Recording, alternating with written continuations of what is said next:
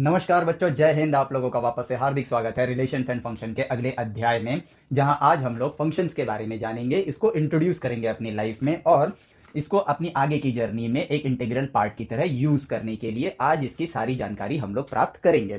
तो अब देखो, फंक्शंस क्या होते हैं उसको जानने से पहले सबसे इंपॉर्टेंट है कि हम रिलेशन को एक बार कंक्लूड करें। तो रिलेशन हमें पता है कि किन्हीं भी दो वस्तुओं के बीच में जो हम कनेक्शन ढूंढते हैं, डिस्कवर करते हैं, उसी को हम लोग रिलेशन कहते हैं। और यहां पर हमने देखा है कि कुदरत के अंदर हर चीज को नंबर्स के साथ एसोसिएट किया जा सकता है, और जब हम उसे नंबर्स के साथ एसोसिएट करते हैं तो उनमें नंबर्स के बीच में मैपिंग होती है, यानी कि वो फ्लो जो हमें कुदरत के अंदर नजर आ रहा है उस मैपिंग को ही हम लोग रिलेशन बोलते हैं। और इसको अब हम एक तरीके से समझे कि इस दुनिया में ऐसा नहीं है कि सिर्फ मैथ्स का रिलेशन अलग है या रियल लाइफ का रिलेशन अलग है, सब कुछ सेम टू सेम होता है। अब एक एग्जाम्पल के तौर पे इसे देखते हैं। फॉर एग्जाम्पल कि आप लोगों का मान लेते हैं कि एक टेस्ट लेते हैं, ठीक है, एक टेस्ट लिया जाता है। तो उस टेस्ट के अंदर आपकी जो नॉलेज होती है ना, ठीक है, आपकी जो नॉलेज है वो आपका यहां पर बन जाता है, आपके लिए एक इनपुट बन जाएगा। आपके लिए जो नॉलेज है वो आपका इनपुट होगा। टेस्ट में जो आप करोगे वो आपके लिए एक आउटपुट हो जाएगा। टेस्ट में जो अपने नॉलेज का प्रदर्शन करोगे वो आपके लिए आउटपुट हो जाएगा। और आपका जो आउटपुट है ना, वो अगर मान लेते हैं आपका ये टेस्ट मैं चेक कर रहा हूं, तो आपका टेस्ट मेरे लिए एक इनपुट की तरह वर्क करेगा, क्योंकि मैं टेस्ट को चेक कर रहा हूं। तो यहां पर ये जो टेस्ट आपके लिए आउटपुट है, यही टेस्ट मेरे लिए एक इनपुट की तरह वर्क करेगा। और यहां पर अगर देखा जाए तो रिलेशन निकल कर आ रहा है। नॉलेज से लेकर टेस्ट, टेस्ट से लेकर उसकी चेकिंग तक एक मैपिंग हो रही है। और इन्हीं के बेसिस पर जब हम इसे चेक कर रहे होंगे, तो जब मैं आपके टेस्ट को एज अ इनपुट ले रहा हूंगा, चेक करना एक प्रोसीजर हो जाएगा जिसमें आउटपुट होगा राइट और रॉन्ग। राइट और रॉन्ग ये हमारा फाइनल आउटपुट होगा। Based on right and wrong हम एक और सेट से मल्टीप्लाई करेंगे। मान लेते हैं कि 4 नंबर आपको सही होने पे 4 नंबर मिलेंगे और गलत होने पे -1 नंबर मिलेगा। तो राइट नंबर मैप हो जाता है 4 के साथ, रॉन्ग नंबर मैप हो जाता है -1 के साथ। तो यहां पर भी अगर हम देखें तो हमें यहां पर एक रिलेशन देखने को मिल रहा है कि हर चीज का किसी ना किसी चीज के साथ रिलेशन होता है। और रिलेशन डायरेक्ट भी हो सकता है, इनडायरेक्ट भी हो सकता है। जैसे अभी क्या है, ये एक डायरेक्ट रिलेशन है, बट अगर मैं नॉलेज की रिलेशन को राइट और रॉन्ग के साथ लेके जाऊं तो इस पर्टिकुलर केस में आप इसको डायरेक्ट भी रिलेट कर सकते हो, बट इस पर्टिकुलर सिनेरियो के अंदर ये एक इनडायरेक्ट रिलेशन हो जाता है। ये इसके साथ रिलेटेड है, ये इसके साथ रिलेटेड है, और ये फाइनल आपका आउटपुट है। तो यहां पर रिलेशन को हम कुदरत में हर जगह देख सकते हैं, और वो हमें नजर भी आता है। हर चीज में रिलेशन है। समय के साथ आपकी हाइट का रिलेशन, समय के साथ आपके ज्ञान का रिलेशन, समय के साथ आपको अगर मान लो आप फुटबॉल खेल रहे हो, तो अगर फुटबॉल खेल रहे हो टाइम के साथ कितने टाइम में ऑन एन एवरेज एक गोल कर रहे हो, उसके साथ एक रिलेशन। तो हम हर चीज को एक तरीके से मैप कर सकते हैं। बेसिकली ये मैपिंग का काम हमें सिर्फ मैथ्स के अंदर नहीं करना है, इन रियल लाइफ हम हर जगह यही कर रहे होते हैं कि किसी परिस्थिति को किसी परिस्थिति के अनुसार जब देख रहे होते हैं तो इन दोनों के बीच का जो संबंध होता है उसी को मैपिंग बोलते हैं, उसी को बोलते हैं मैप करना, यानी कि उनके बीच में एक रिलेशन ढूंढना। This mapping is called relation, this mapping is called finding relation. और यहां पर हमें वो रिलेशन फिर समझ आ जाता है कि यहां पर वो रिलेशन क्या कहना चाह रहा है। और इसी के लिए अब जैसे कि हम यहां पर भी देख रहे हैं, नॉलेज आपकी लिमिटेड होगी, तो हम आपका टेस्ट किस नॉलेज पे ले सकते हैं, जो नॉलेज आपके पास है, यानी कि set of your knowledge, set of your knowledge. तो यहां एक सेट को दूसरे सेट के साथ कनेक्ट किया गया है, क्योंकि टेस्ट के अंदर भी मैं क्या पूछ सकता हूं, ऑब्वियसली वही पूछूंगा जो आपको पढ़ाया गया होगा, जो आपको सिखाया गया होगा। तो जो मैंने पढ़ाया है उसका जो सेट होगा, यहां पर जो मैपिंग हो रही है वो आपको जो पढ़ाया गया है उसकी, और जो ऑब्वियसली यहां पर दोनों मैपिंग सेम हो गई। तो यहां पर हमने रिलेशन देखा set A to set A के बीच में, यानी कि यहां पर दोनों सेट यहां पर क्या हो जाते हैं, सेम टू सेम हो जाते हैं। So there is a relation from set A to set A. अब यहां पर जब चेक कर रहे हैं तो यहां पर भी जो चेकिंग कर रहे होंगे हम लोग, जिसमें राइट और रॉन्ग हमारा जो ये होगा, ये अलग अलग नहीं है, ये एक ही पार्ट है। तो जो अगर मैं अगला रिलेशन, इसको रिलेशन 1 बोलता हूं, रिलेशन 2 होगा सेट ए में, और यहां पर उसको मैप किया जाएगा एक बी सेट के साथ, जिस बी सेट में 2 ही एलिमेंट होंगे, राइट और रॉन्ग, राइट और रॉन्ग। और फिर एक रिलेशन 3 होगा हमारे पास, जो सेट बी का मैपिंग करेगा सेट सी के साथ, सेट सी के साथ, जिसके अंदर एलिमेंट होंगे 2 ही, जो कि है 4 एंड -1। अब अगर मल्टीपल क्वेश्चन है, मान लो कोई 2 नंबर का क्वेश्चन है, 3 नंबर का क्वेश्चन है, 5 नंबर का क्वेश्चन है, तो वो इसके अंदर एड ऑन हो जाएंगे। तो ये चीज तो अब क्लियर हो गई कि रिलेशन हमेशा 2 सेट्स के बीच में बनते हैं, और यहां पर उन्हीं सेट्स में जो एलिमेंट्स मौजूद होते हैं हम उन्हीं को मैप करते हैं। और जरूरी नहीं कि हर एलिमेंट के साथ मैप होना जरूरी है, ऐसा जरूरी नहीं है, क्योंकि अगर मैं देखूं तो राइट सिर्फ 4 के साथ मैप्ड है, रॉन्ग सिर्फ -1 के साथ मैप्ड है। अब मैं कहूं कि राइट को 4 के साथ भी मैप्ड होना चाहिए, -1 के साथ भी मैप्ड होना चाहिए, तो यहां पर कहानी हम खुद क्रिएट कर रहे हैं, नेचर में ऐसा कोई रोल नहीं है। हो सकता है कई परिस्थितियां ऐसी हो जहां पे एक एलिमेंट कई और एलिमेंट्स के साथ मैप्ड हो, लेकिन जरूरी नहीं है। जैसे कि अगर हम हाइट का और क्या कहते हैं नेम का एक सेट बनाते हैं, बच्चों के नेम का, नेम 1, नेम 2, नेम 3, नेम 4, और यहां पर हाइट का एक सेट बनाते हैं, तो हो सकता है दो बच्चों की हाइट सेम निकल जाए। ठीक है, तो दो एलिमेंट एक के साथ मैप हो रहे हैं, या फिर अगर इसको रिवर्स करके देखें तो एक एलिमेंट दो के साथ मैप हो रहा है। तो ये मैपिंग हमने नेचर में ऑब्जर्व कर ली, और यही मैपिंग कहलाती है आपका रिलेशन। ठीक है, अब इस मैपिंग के अंदर ना एक चीज निकल कर आती है कि रिलेशन बहुत टाइप के हो सकते हैं। अब उन बहुत सारे रिलेशन के अंदर सबसे सिंपलेस्ट जो रिलेशन होता है, सबसे सिंपलेस्ट जो रिलेशन होता है, उस रिलेशन को हमने एक नाम दिया और उसे कहा हमने function. As simple as that. ठीक है, जैसे कि अब हम ये जान चुके हैं कि भाई दो सेट्स के बीच में ही आपको मैपिंग करनी होगी, एक रिलेशन ढूंढना होगा। ठीक है, तो यहां पर ए बी सी डी 1 2 3 4 5, ठीक है, दो सेट है, set A and set B, इनके बीच में आप मैपिंग कर रहे हो। 1 को आपने मैप कर दिया 1 के साथ, 1 को आपने 2 के साथ भी मैप कर दिया। ठीक है, सी को आपने मैप कर दिया 2 के साथ, सी को एक ही के साथ करते हैं, डी को आपने 5 के साथ मैप कर दिया, और बी को आपने 4 के साथ मैपिंग कर दिया। ठीक है, ये हमने कोई एक पर्टिकुलर फिनोमिना है उसको ऑब्जर्व किया और ये मैपिंग हमें देखने को मिला। तो यहां पर ये है सेट स्मॉल ए ले लेता हूं, स्मॉल बी ले लेता हूं, तो this is the relation from set A to set B. Small a small b वाले सेट के बीच में रिलेशन हमने फाइंड कर लिया है और मैपिंग हमें मिल गई है। अब जब हमें ये मैपिंग मिली तो हमें देखने को मिल रहा है कि हमने अभी जो रिलेशन का एग्जांपल लिया वहां पर एक चीज इनपुट होती है, दूसरी चीज आउटपुट होती है। तो जो फर्स्ट सेट होता है ना, उसके एलिमेंट्स को हम लोग इनपुट्स की तरह यूज करते हैं, तरह यूज नहीं करते हैं, वो इनपुट ही कहलाएगा, क्योंकि जब आप ए एज अ इनपुट डालोगे तो ए जब आप एक रिलेशन के अंदर आप इनपुट डालोगे ए का, इस रिलेशन के अंदर अगर आप इनपुट डालोगे इस रिलेशन के अनुसार, तो आपको आउटपुट मिलेगा 1 एंड 1,2 का। ठीक है, जब आप इसमें इनपुट डालोगे बी का तो आउटपुट मिलेगा आपको 4 का, जब आप इसमें रिलेशन डालोगे सी का तो आउटपुट मिलेगा आपको 2 का, जब आप इसमें इनपुट डालोगे डी का तो आउटपुट मिलेगा आपको 5 का। तो देखो इनपुट एंड आउटपुट्स। ठीक है, अब अगर हम इस रिलेशन को हम चाहें तो रिवर्स भी कर सकते हैं, हम चाहें तो हम एक रिलेशन बना सकते हैं, दूसरा रिलेशन, इसको R1 बोलते हैं, इसको R2 बोलते हैं, जो set B to set A के बीच में है, और सेट बी में क्या है 1 2 3 4 5, और सेट ए में क्या है ए बी सी डी। 1 आपका कनेक्टेड है ए के साथ, ठीक है, 2 आपका कनेक्टेड है ए के साथ एंड सी के साथ, 3 किसी के साथ मैप्ड नहीं है, 4 आपका मैप्ड है बी के साथ, एंड डी आपका मैप्ड है 5 के साथ, 5 आपका मैप्ड है डी के साथ। तो ये रिलेशन और इस रिलेशन को अगर हम देखें तो यहां पर ये दोनों रिलेशन सेम नहीं है, लेकिन अगर यहां पर ऑब्जर्वेशन किया जाए तो R1 और R2 में एक और रिलेशन निकल कर आता है, और वो रिलेशन क्या है कि R1 is the inverse relation, R1 is the inverse relation of R2, R1 is the inverse relation of R2, या फिर आप उसका विपरीत भी बोल सकते हो, क्योंकि दोनों बस ऑपोजिट हैं। R2 is the inverse relation of R1।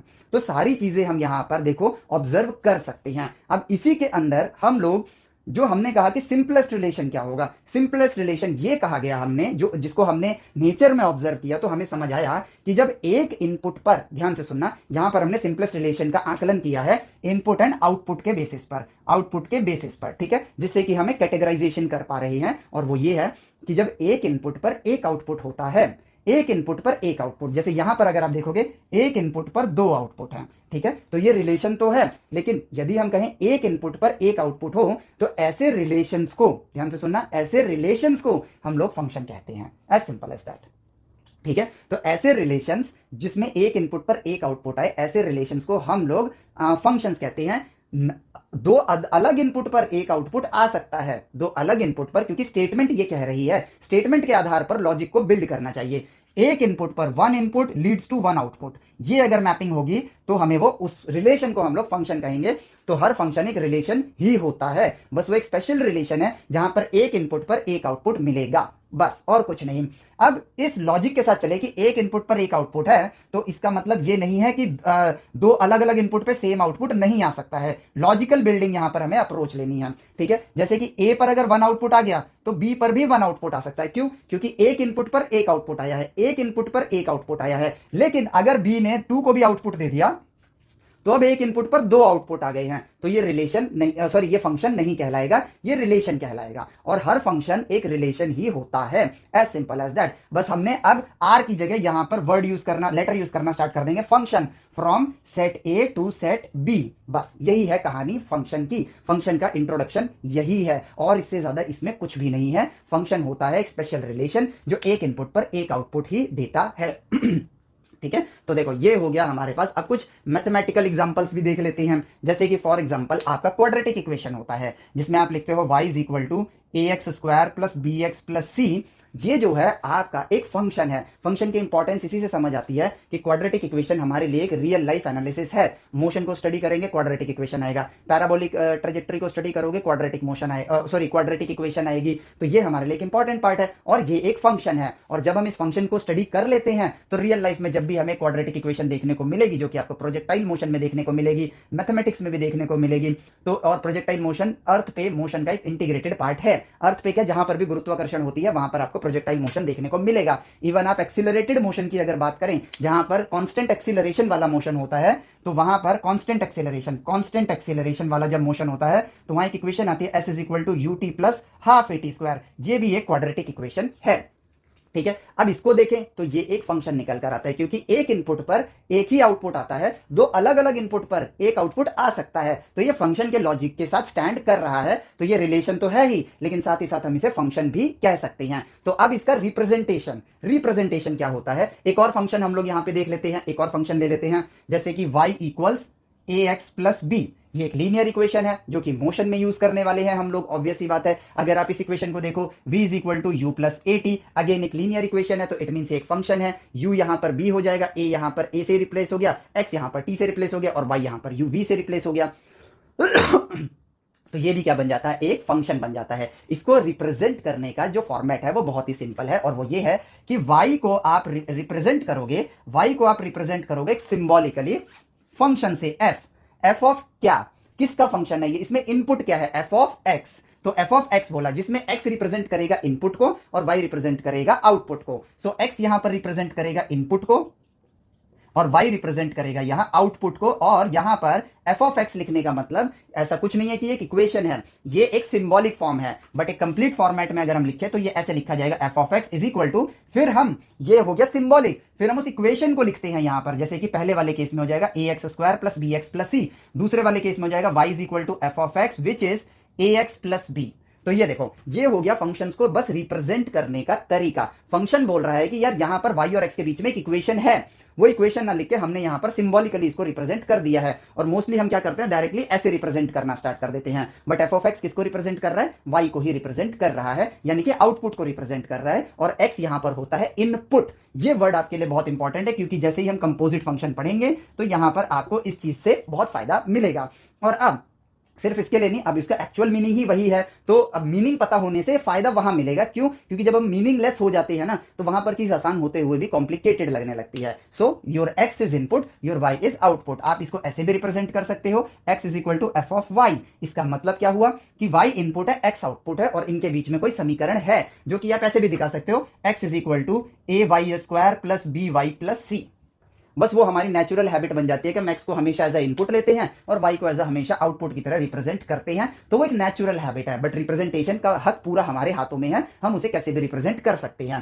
अब जैसे ये इक्वेशन है, ठीक है, जिसमें अगर u कांस्टेंट है, a कांस्टेंट है, ठीक है, तो मैं इसको ऐसे रिप्रेजेंट करूंगा, velocity as a function of time. और ये चीज हम कहां देखने वाले हैं, ऑब्वियसली फिजिक्स के अंदर देखने वाले हैं, जो कि यहां पर आ जाएगा u प्लस ए टी। हमने डायरेक्ट यहां पर y z कुछ नहीं लिया, सीधा v as a function of time लिखा है। तो यहां ब्रैकेट का मतलब ये नहीं है कि यहां पर आप ब्रैकेट को मल्टीप्लिकेशन के लिए यूज कर रहे हो। अब फिजिक्स की किताबों में इस चीज को कैसे डिफरेंशिएट करोगे, फिजिक्स की किताबों में हमेशा मल्टीप्लिकेशन ऐसे ही मिले वाला, डायरेक्ट दो नंबर्स को मल्टीप्लाई कर देते हैं। और अगर ब्रैकेट यूज करना भी होता है फिजिक्स के अंदर, तो उसमें कुछ इस तरह से यूज किया जाता है, जैसे कि v मल्टीप्लाई टी है तो टी के बराबर ही ब्रैकेट बनाया जाएगा वहां पर। लेकिन एज अ फंक्शन दिखाना है तो वहां पे थोड़ा सा उसको बोल्ड लुक दे देंगे और ब्रैकेट को थोड़ा बड़ा करके दिखाएंगे एज कंपेयर टू जो अंदर उसके पार्ट है। तो ये एक छोटी सी चीज है, बाकी ऐसा अमूमन देखने को हमें नहीं मिलता है। डायरेक्ट मल्टीप्लिकेशन ऐसे जैसे a और t मल्टीप्लाइड है, डायरेक्ट इसी तरह लिखा होता है।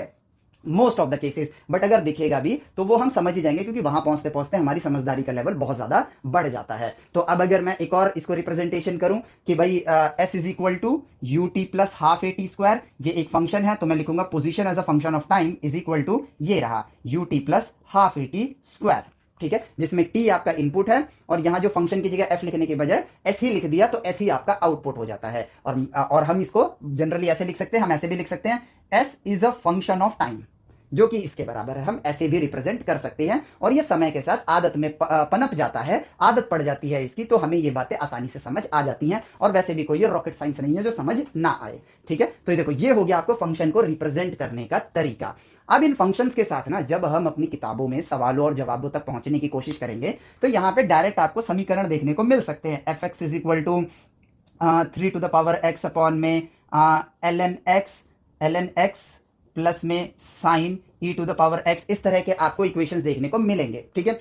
अब जब इस तरह के इक्वेशंस देखने को मिलेंगे तो फंक्शन एक रिलेशन होता है। रिलेशन हमेशा दो सेट के बीच में होता है, set A to set B के बीच में मैपिंग होता है, ठीक है। यदि आपको डायरेक्टली ऐसे देखने को मिल रहा है तो इसका मतलब है कि ये फंक्शन दो सेट्स के बीच में मैप किया गया है, जैसे कि set A to set B के बीच में ही मैप्ड होगा। ये परम सत्य है और ये हमेशा होगा। अगर ये लिखा है तब तो जो सेट है उसके हिसाब से ही आपको इस इक्वेशन को देखना है, क्योंकि इनमें इनपुट सेट ए से आएगा और आउटपुट जो होगा वो सेट बी में मौजूद होगा। यदि ऐसा नहीं लिखा है, यदि किसी भी फंक्शन के आगे ये नहीं मेंशन किया गया है, तो इसका मतलब ये है, जैसे हम y is equal to x cube plus 4 यहां पर अगर मैं लिखता हूं तो x के आगे जो कॉफिशिएंट है वो बाय डिफॉल्ट 1 है, बट हम मेंशन नहीं करते हैं और हमें पता है कि वो आगे क्या होगा, 1 होगा। सिमिलरली अगर मेंशन नहीं किया है कुछ इस तरीके से, ये चीज मेंशनड नहीं है, तो इसका मतलब बाय डिफॉल्ट फंक्शन होगा real number two real number के दोनों सेट में, यानी कि वो सेट ले लिए जिसमें सारे ब्रह्मांड के सारे नंबर आ गए, तो ये बाय डिफॉल्ट उसमें होगा। लेकिन ऐसा जरूरी लेकिन अगर मेंशन किया होगा तो वो real number two real number नहीं होगा। बट इसमें प्रॉब्लम क्या हो जाती है, प्रॉब्लम नहीं, एक बहुत ही माइनर सी प्रॉब्लम हो जाती है। कई बार ऐसा होता है कि बच्चे क्वेश्चन को देखते हैं और यहां पर क्वेश्चन में आदत डाल लेते हैं, क्योंकि most of the questions directly इसी तरीके से आते हैं जो real number two real number के सेट में होता है। अब यहां पर ना एक लॉजिकल दिमाग लगाया जा सकता है क्वेश्चंस को ट्विस्ट डालने के लिए, और वो ये है क्योंकि अभी हम सब सोच लेंगे ना तो हमें पता होगा कि हम गलती कहां करेंगे। जैसे कि मैं लिखता हूं f of x is equal to sine x, ठीक है, ये मैंने लिख दिया, बट यहां पे मेंशन कर दिया फंक्शन फ्रॉम, ठीक है, सेट ए ले लेता हूं रियल नंबर का, ठीक है, और सेट बी ले लेता हूं, सेट बी मैं यहां पे डायरेक्ट सेट ही मेंशन कर देता हूं, ठीक है। सेट बी है मेरे पास -7 से लेकर, यहां पे ब्रैकेट बनाना पड़ेगा, -7 से लेकर -2 तक, ये मैंने ब्रैकेट बना दिया। सेट -7 से -2 के बीच में जितने भी नंबर्स हैं वो हैं, और यहां पर फंक्शन लिख दिया है, ठीक है। और फिर मैंने आपसे पूछ लिया, अभी तो ये पढ़ाया नहीं है तो मैं बताता हूं, डोमेन और रेंज पूछ लिया, और यहां पर आपने जब डोमेन और रेंज निकाला, जो कि आप जब क्वेश्चन करोगे, ठीक है, तो आपको ये बात का आदत हो जाएगा कि साइन एक्स की वैल्यू तो -1 से 1 के बीच में आती है, तो रेंज इसकी -1 से 1 के बीच में होगी, ठीक है, इंक्लूडेड होता है, तो ये वाला ब्रैकेट लगेगा, -1 से 1 के बीच में होगी। आपने रेंज की वैल्यू लिख दी और यही होगा आपका ऑप्शन नंबर ए, जिसमें कि आप टिक कर दोगे। और फिर अधूरे ज्ञान की वजह से आसान सा क्वेश्चन भी मुश्किल हो गया, जबकि यहां पर रेंज को हम लोग फाइंड कर ही नहीं सकते हैं, क्योंकि ये फंक्शन एग्जिस्ट ही नहीं करेगा। Reason being, real number set A तो ओके है, लेकिन सेट बी जो है वो ओके नहीं है। यहां पर इन दोनों नंबर्स के बीच में कभी मैपिंग हो ही नहीं सकती है, क्योंकि जो आपने आंसर निकाला, हमने एक छोटी सी बात को इग्नोर किया कि सेट ए और सेट बी यहां पर लिखा हुआ है, उसको हमें इग्नोर करने की आदत पड़ जाती है, क्योंकि मोस्टली क्वेश्चन के अंदर ये मेंशन्ड नहीं होता है, जिसकी वजह से, क्योंकि हम सिर्फ क्वेश्चन कर रहे होते हैं, मेन नॉलेज पे ध्यान नहीं देते हैं, इसीलिए ये सिली मिस्टेक्स हो जाती हैं और एक आसान सा क्वेश्चन भी ऑटोमेटिकली क्या हो जाता है, मुश्किल हो जाता है। जबकि डी ऑप्शन में लिखा होगा फंक्शन डज नॉट एग्जिस्ट, या फिर domain can not be found, ऐसा कुछ लिख दो वहां पर, या नन ऑफ दीज का एक ऑप्शन दे दो, 3 ऑप्शन दे दिए और डी में लिख दिया नन ऑफ दीज, ये आपका करेक्ट आंसर बन जाएगा। तो एक छोटी सी चीज, एक आसान से क्वेश्चन को, एक सही पूरी नॉलेज क्वेश्चन को आसान का आसान ही रहने देती है, वेरस अधूरा नॉलेज एक आसान से क्वेश्चन को भी मुश्किल बना देती है। ये है यहां पर नॉलेज की इंपॉर्टेंस जो हमें समझनी चाहिए, ठीक है। तो अब देखो, ये फंक्शंस हो गया हमें क्लियर। अब हमें डोमेन और रेंज के लिए, अब हम आगे बढ़ेंगे डोमेन और रेंज की तरफ। अब ये डोमेन और रेंज बेसिकली है क्या, ये कुछ भी नहीं है। जनरली इसमें भी हमें एक छोटी सी सिली मिस्टेक हो जाती है हमारी पढ़ाई के दौरान, कि हम लोग डायरेक्ट डोमेन और रेंज को ना क्वेश्चंस के साथ सॉल्व करना स्टार्ट करते हैं। हम डोमेन को डिफाइन करते हैं कि ऐसी वैल्यूज जिसके लिए फंक्शन डिफाइंड हो, और इसी डेफिनेशन के साथ हमें कंफ्यूजन क्रिएट हो जाती है, और वो बताता हूं कैसे, ठीक है। जैसे कि अगर मैं कहता हूं कि मैं यहां पर उस एग्जांपल को चलो थोड़ी देर में लेता हूं, वो कनेक्ट होगा, सीक्वेंस में कनेक्ट होगा।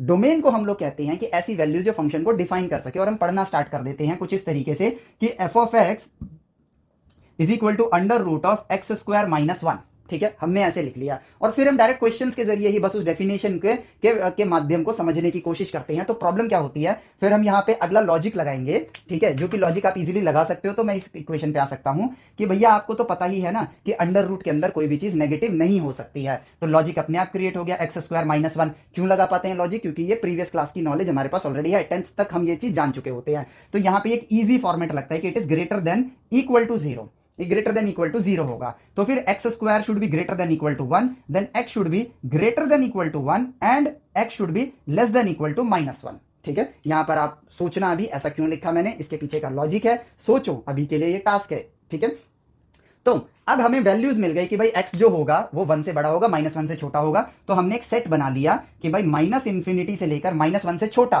नंबर लाइन पे देखे तो माइनस वन इधर है, वन इधर है, वन से लेकर इंफिनिटी तक, माइनस वन से लेकर माइनस इंफिनिटी तक। तो माइनस इंफिनिटी से माइनस वन, माइनस इंफिनिटी पे आप कभी पहुंच नहीं सकते, तो वो छोटे ब्रैकेट में आएगा क्योंकि वो इंक्लूडेड नहीं होता है, और माइनस वन इंक्लूडेड है। और दूसरा सेट बनेगा वन से लेकर इंफिनिटी तक, इंफिनिटी भी इंक्लूडेड नहीं होता है, और ये दोनों सेट यहां पर काम कर रहे हैं, तो इन दोनों का यूनियन कर दो। ये बन गया इस क्वेश्चन का डोमेन। ठीक है, तो हमने एक चीज डिफाइन करी कि डोमेन जो होता है वो वैल्यूज होती है जिसपे फंक्शन डिफाइंड होता है, जिसपे फंक्शन काम करता है। बट यहां पर ना कहीं हम अधूरे ज्ञान के साथ रह जाते हैं, और मोस्टली क्वेश्चन सॉल्व करने से क्वेश्चंस इसी तरीके से आते हैं। एक्चुअली में क्वेश्चंस आपको इजी दिए जाते हैं, तो वो बाय डिफॉल्ट इसी फॉर्मेट में काम कर जाते हैं। तो हमारे ब्रेन को एक अधूरे इंफॉर्मेशन ही एक राइट इंफॉर्मेशन लगने लगती है। अधूरी है, रॉन्ग नहीं है, लेकिन अधूरी है। अब अधूरी में पूरा कैसे होगा ये चीज, उस चीज को समझे। तो फंक्शन में डोमेन और रेंज ये कहता है कि जिन दो सेटों के बीच में आपने इस रिलेशन को डिफाइन किया है या फंक्शन को डिफाइन किया है, उन सेटों के अंदर जो वैल्यूज हैं, एक्स को अगर आप ले रहे हो तो इनपुट आपकी जो वैल्यूज हैं वो उस सेट के अंदर से जो वैल्यूज आती हैं वो उस फंक्शन का डोमेन बनेगा। और यहां पर अगर मैं, और जो आउटपुट होता है, आउटपुट की जो वैल्यूज होती हैं वो रेंज को डिफाइन करती हैं। जैसे कि इसमें इनपुट आप यहां से यहां तक ले सकते हो, ठीक है, और आउटपुट जो इन वैल्यूज को डालने से फाइनल आउटपुट आएगा वो आपका रेंज कहलाएगा अधूरे ज्ञान में। लेकिन पूरे ज्ञान में ये क्या कहता है कि जिन सेटों में, जैसे ये फंक्शन मैप्ड है real number two real number, ठीक है, अगर ये real number two real number है, जो कि अगर ऐसा होगा तो क्वेश्चन में ये चीज मेंशन्ड ही नहीं होगी, दिखाया ही नहीं जाएगा। और हम इसी तरह से प्रैक्टिस करते हुए आगे बढ़ेंगे तो हमें लगेगा कि सेट इसी तरह से आपका, जो डोमेन है वो इसी तरीके से निकालना है। बट अगर एक छोटा सा तरीका चेंज कर दिया जाए, मैं कह दूं कि यहां पे सेट ए को आर प्लस कर दूं, तो डोमेन की जो पूरी इंफॉर्मेशन है, अधूरी नहीं पूरी इंफॉर्मेशन, वो ये कहती है जिन सेटों को आप मैप कर रहे हो उन सेट के अंदर जो इनपुट वैल्यूज हैं, वो जो ये फंक्शन डिफाइन कर रहा है, रिलेशन डिफाइन कर रहा है, उस रिलेशन या फंक्शन के अनुसार जो डिफाइंड वैल्यूज सेट ए में लाई करेगी वो उसका डोमेन होगा। सिमिलरली वो आउटपुट वैल्यूज जो सेट बी में लाई करेगी वो उसका रेंज होगा। जैसे कि अगर मैं कहूं कि यहां पर अगर अंडर रूट है, अंडर रूट से आपको एक पॉजिटिव वैल्यू भी मिलेगी और एक नेगेटिव वैल्यू भी मिलेगी, और अगर इसको ध्यान से देखा जाए तो एक इनपुट पर दो आउटपुट आ रहे हैं, तो क्या ये फंक्शन है? पहली चीज तो ये फंक्शन ही नहीं है, तो इसे फंक्शन बनाने के लिए हम यहां पर आर प्लस लगाएंगे ताकि हमारा जो आउटपुट वैल्यू है वो सिर्फ पॉजिटिव रहे, नेगेटिव ना हो। और इसके साथ आर प्लस लगाते ही अब ये बन गया फंक्शन। लेकिन अगर मैं यहां आर रखता हूं तब तो मेरे पास जो सेट होगा वो यही है, यही मेरा डोमेन है। लेकिन अगर मैंने इसमें छोटा सा चेंज कर दिया, आर प्लस कर दिया, तो मेरा जो डोमेन होगा वो यहां पर सिर्फ और सिर्फ बन जाएगा 1 से लेकर इंफिनिटी तक, क्योंकि नेगेटिव नंबर तो ए सेट के अंदर लाई ही नहीं करती हैं। और यही चीज को मैं ऐसे कर सकता हूं, R minus to R plus, यानी रियल नंबर के पॉजिटिव रियल नंबर्स का सेट और नेगेटिव रियल नंबर्स का सेट। ठीक है, नेगेटिव रियल नंबर कर दिया तो इसका डोमेन चेंज हो जाएगा minus infinity to minus one. ये हो जाएगा, इसको ले लेता हूं केस वन, इसको ले लेता हूं केस टू, तो ये हो जाएगा केस वन का रिजल्ट, ये हो जाएगा केस टू का रिजल्ट। तो डोमेन एक बड़ी सिंपल सी चीज है जो कि है आपकी वो वैल्यूज जिन पर एक फंक्शन डिफाइंड होता है, इनपुट की वो वैल्यूज जिन पर फंक्शन डिफाइंड होता है, और रेंज होता है आउटपुट की वो वैल्यूज जो इनपुट के हिसाब से आती हैं, उसके सेट को ही हम लोग डोमेन और रेंज कहते हैं। But most of the time ये नहीं होता है, और जब क्योंकि हमने मेजॉरिटी क्वेश्चंस बिना इसके किए होते हैं, तो जब ये मेंशन्ड भी होता है हम इस पर ध्यान नहीं देते हैं और हो जाती है गलतियां। ठीक है, तो ये चीजें देखो कितनी साधारण सी चीज है, बस एक्सप्लोरेशन और ऑब्जर्वेशन की कमी थी और कुछ नहीं। इसीलिए डायरेक्टली क्वेश्चन पे जाने से पहले संपूर्ण ज्ञान हासिल करो, फिर क्वेश्चन की तरफ बढ़ो। देखो क्वेश्चन अपने आप आसान लगने लगता है। क्वेश्चन मुश्किल तभी होता है जब जानकारी अधूरी होती है, और जब जब जानकारी अधूरी होगी, सिंपल ये बात समझो, क्वेश्चन में दो ही चीज हो सकती है, या तो वो लंबा हो सकता है या मतलब इजी हो सकता है और लंबा हो सकता है। लेकिन लंबा होने का मतलब ये नहीं है कि वो हार्ड है, बस उसकी लेंथ थोड़ी सी लंबी है। पूरी जानकारी के साथ हमें यह समझ आता है कि यदि क्वेश्चन हमें डिफिकल्ट लग रहा है तो इसका एक ही कंक्लूजन है कि मेरे पास संपूर्ण ज्ञान नहीं है। तो पहले ज्ञान प्राप्त करूंगा और फिर सवाल पे वापस आ जाऊंगा। जैसे ही ज्ञान की प्राप्ति पूरी हो जाएगी, वही सवाल मेरे लिए सुपर इजी हो जाएगा। ये बस लंबा हो सकता है, मुश्किल नहीं। बस यही है कहानी। तो देखो ये है आपका डोमेन, रेंज और फंक्शंस की कहानी। अब डोमेन रेंज के क्वेश्चन आप इसके बाद अभी डायरेक्ट नहीं कर सकते हो। क्यों नहीं कर सकते हो? क्योंकि जितने भी क्वेश्चंस आएंगे हमारे पास, ठीक है, उन क्वेश्चंस के अंदर एक बात होगी, जैसे साइन एक्स आ जाएगा, ट्रिग्नोमेट्रिक फंक्शन है, लॉग एक्स आ जाएगा, ठीक है, लॉगरिदमिक फंक्शन है, ई टू द पावर एक्स आ जाएगा, एक्सपोनेंशियल फंक्शन आ जाएगा, पीरियोडिक फंक्शन होंगे, ठीक है, इवन ऑड फंक्शन। खैर उसमें तो डोमेन रेंज का पूछा नहीं जाता है, बट ऐसे मान लो 3 एग्जांपल ले लेते हैं, sine x, log x, e x, ठीक है। एक पॉलिनोमियल फंक्शन भी ले लेते हैं, a x square plus b x plus c, ये फंक्शन हो गया मेरे पास। अब जो ये फंक्शन हैं, हमें पहले एक एक करके इन सबके डोमेन एंड रेंज को एक्सप्लोर करना है, ठीक है। तो ट्रिग्नोमेट्रिक फंक्शंस के डोमेन रेंज हमारी किताब हमें ट्रिग्नोमेट्री के चैप्टर में ही एक्सप्लोर करवाती है, बट जो सवाल आ जाते हैं हमारे पास, उसमें ये वाला पार्ट भी आ जाता है। हालांकि इनके डोमेन एंड रेंज बहुत ईजी होते हैं, तो हम लोग क्वाइट ईजिली कर पाते हैं इनके क्वेश्चन को। बट द थिंग इज कि अभी हमने फंक्शन, डोमेन एंड रेंज को समझा है, इसके बाद अभी क्वेश्चंस पे नहीं जाना है। अभी एक एक करके इन फंक्शंस को एक्सप्लोर करना है। पॉलिनोमियल फंक्शन को एक्सप्लोर करना है, लॉगरिदमिक फंक्शन के डोमेन रेंज को एक्सप्लोर करना है। क्यों? क्योंकि जब आपसे सवाल पूछा जाएगा तो उन सवालों में ये हो जाएंगे डायरेक्ट क्वेश्चन। डायरेक्ट ना पूछ के इन चीजों को मिक्स कर दिया जाएगा, जैसे कि sine of e to the power x, ठीक है, या फिर ऐसा कर दो log of a x square plus b x plus c, ठीक है। तो मान लो मैंने पॉलिनोमियल तो पढ़ लिया है, बट लॉग नहीं पढ़ा है, तो यहां पर जो मुझे डोमेन और रेंज सोचनी होगी, समझनी होगी, या सेट बनाना होगा उसके लिए मुझे इन दोनों का ज्ञान होना जरूरी है। तो अगला कदम होगा हमारा, एक एक वीडियो इसी तरह बनेगी। इनके पॉलिनोमियल फंक्शंस को एक्सप्लोर करेंगे, ऑब्जर्व करेंगे, लॉगरिदमिक फंक्शन को, लॉग का कॉन्सेप्ट हमने सीख ही लिया है, एक्सपोनेंशियल का कॉन्सेप्ट हमने सीख ही लिया है। अब इनके डोमेन और रेंज को एक्सप्लोर करेंगे कि क्या होता है, और फिर मिक्स्ड क्वेश्चंस हम लोग आसानी से कर पाएंगे। आगे की आने वाली वीडियोस में क्या आने वाला है, ये आप ऑब्वियसली समझ तो गए ही होंगे।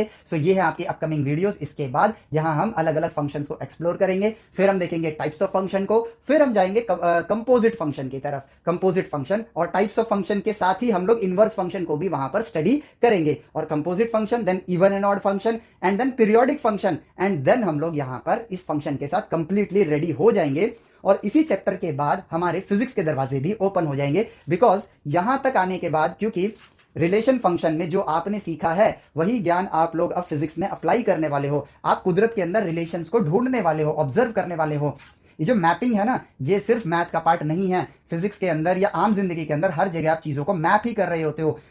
आम जिंदगी ही देख लो, यार उसने मेरे साथ ऐसा क्यों किया, उसके पीछे का आपको ये कारण सोचते हो, तो आपने इसका आउटपुट और उस कारण एज अ इनपुट को मैप किया है। रियल लाइफ में भी आप मैपिंग कर रहे हो, तो यही मतलब है रिलेशन एंड फंक्शन का। और यही चीज अब हमें फिजिक्स में लगानी है, क्योंकि सही सोच के साथ जब फिजिक्स के दरवाजे खुलेंगे तो वो हमारे लिए राइट डायरेक्शन का ही दरवाजा खोलेगा, रॉन्ग डायरेक्शन का दरवाजा हमारे लिए बंद रहेगा, और हम क्वाइट इजिली ऑब्जर्वेशन के रास्ते ही फिजिक्स को बहुत ही आसानी से समझ जाएंगे। ठीक है, यहां पर इस वीडियो को फिर एंड करते हैं। मिलते हैं आपसे नेक्स्ट वीडियो लेक्चर में। Till then take care, bye bye, जय हिंद।